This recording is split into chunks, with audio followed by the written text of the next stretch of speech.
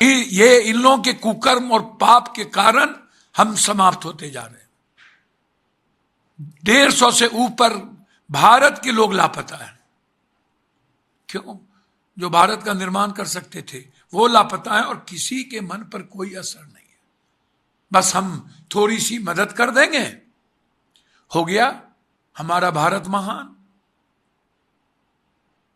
हम फटे हुए कपड़े पहुंचा देंगे, 5 किलो चूड़ा गुड़, हमारा भारत महान।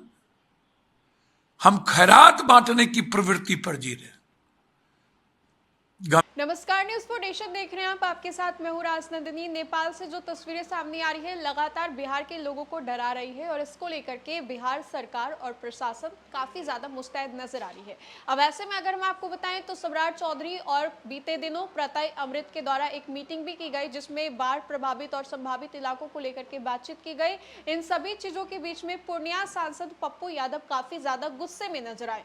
उन्होंने कहा कि जो पैसे मिलते हैं बाढ़ बचाव के लिए या फिर बाढ़ से संभावित इलाकों को बचाने के लिए, उसको तो सरकार और प्रशासन अपने आप ही खा जाती है। लोगों तक उससे पहुंचने वाली सुविधाएं तो वो लोगों को मिल भी नहीं पाती है। इतना ही नहीं, पप्पू यादव ने बड़ा हमला करते हुए ये भी कहा कि अगर बिहार में वाकई डबल इंजन की सरकार बिहार के लोगों के लिए बेहतर काम करना चाहती है तो बाढ़ प्रभावित क्षेत्रों को लेकर के काम करे। हम आपको सुनाते क्या कुछ कह रहे हैं पूर्णिया सांसद पप्पू यादव। तिब्बत का जो बॉर्डर है, वो जो इलाका है, वो कई बार इस तरह की घटना घट चुकी। और मैं ये सवाल 90 से उठा रहा हूँ, 90 के पहले से लगातार मेरी जो आवाज है, संघर्ष है, मैं बार बार कहता हूँ यह प्रलय एक दिन ऐसा आएगा कि भारत के कई हिस्से विलीन हो जाएंगे। समुद्र 5 परमाणु के गर्म हो चुके हैं, महाराष्ट्र पे खतरा है, हिमाचल, जम्मू कश्मीर में जिस तरीके से ग्लेशियर पिघल रहा है, पहले कितने ग्लेशियर थे, आज 600 650 से ऊपर ग्लेशियर बन चुका है। वो खतरा है हिमाचल, उत्तर जम्मू कश्मीर, उत्तराखंड के लिए। इतना ही नहीं, उत्तर प्रदेश, बंगाल और बिहार, असम, ये सारे स्टेट आने वाले समय में 10 से 12 साल आधा आधा स्टेट विलीन हो जाएंगे, क्योंकि हम उस पर काम ही नहीं कर रहे हैं। हम हाईडेम की योजना पे काम नहीं कर रहे हैं। भूकंप की जो स्थिति है वो 9 पॉइंट से ऊपर है, 11 के लगभग।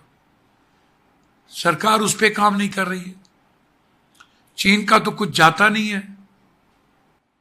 नेपाल में 20-25 हजार से ऊपर लोग मर चुके हैं, 1000-2000 नहीं। और भारत कभी भी बाढ़ को लेकर चिंतित नहीं। अफसर समझता है, नेता पदाधिकारी माफिया लूटता है। सिंचाई मंत्री, सिंचाई विभाग आज तक बिहार को कंप्लीट रूप से, आप इतने समझिए कि हर साल ये लोग लूटते हैं। एंटी इरोजन का काम में लूटते हैं, फिर फ्लड फाइटिंग के काम में लूटते हैं। इसीलिए ये लोग दुधारू गाय समझता है भीमनगर, बगहा, बॉर्डर इलाके को। और इन नेताओं की चांदी हो जाती है। गरीबों के नाम पर अरबों, 100 करोड़ 200 करोड़ निकाल करके डिजास्टर मैनेजमेंट में पैसा नेता खा जाते हैं। ये सिर्फ नेचुरल डिजास्टर नहीं है, ये मेन डिजास्टर है, ये मेन मैकिंग है। ये सरकार, सत्ता, पदाधिकारी और नेता के द्वारा बनाया हुआ डिजास्टर है। ये गॉड के द्वारा बनाया हुआ डिजास्टर नहीं है।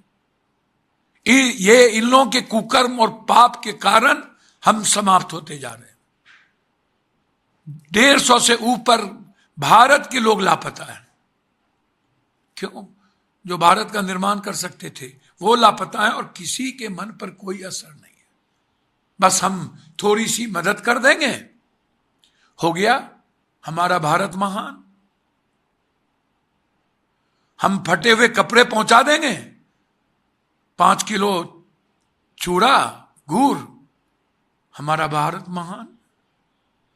हम खैरात बांटने की प्रवृत्ति पर जी रहे हैं। गंभीर नहीं है। चाइना, नेपाल, तिब्बत और भारत को इस पर काम करने की जरूरत। अभी तो फरक्का मुद्दे को लेकर के बिहार परेशान है और डबल इंजन की सरकार है। बंगाल और बिहार दोनों एक है हिम्मत तो भाजपा केंद्र सरकार बिहार के लिए काम करे। बिहार को क्यों बर्बाद करना चाहता है फरक्का को मुद्दों को लेकर के? इसलिए ये आएगा हर साल, और जिस तरीके से ग्लेशियर पिघल रहा है हमें समाप्त करेगा 5 से 7 साल 8 साल के अंदर।